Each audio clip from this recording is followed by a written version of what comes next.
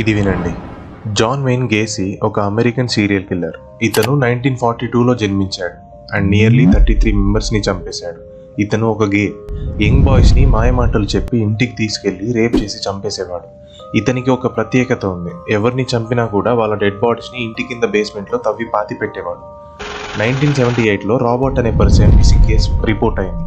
ఈ కేసు ఇన్వెస్టిగేషన్లో రాబర్ట్తో మాట్లాడిన అండ్ చూసిన ఫస్ట్ పర్సన్ గేసీ అని తెలిసింది. దీంతో గేసీయే రాబర్ట్ని కిడ్నాప్ చేసి ఇంట్లో పెట్టాడు అని డౌట్తో పోలీసులు గేసీ ఇల్లు సెర్చ్ చేశారు. సో ఇలా హోమ్ మొత్తం సెర్చ్ చేసే టైంలో వీళ్ళకి కొంచెం డిఫరెంట్గా స్మెల్ రావడం, దీంతో బేస్మెంట్ సెర్చ్ చేయాలని ఫిక్స్ అయ్యారు. కింద బేస్మెంట్లో తవ్వడం స్టార్ట్ చేశాక ఫస్ట్ బాడీ దొరికింది. సో ఇంకా ఉన్నాయనే అనుమానంతో ఇల్లు మొత్తం తవ్వడం స్టార్ట్ చేశారు.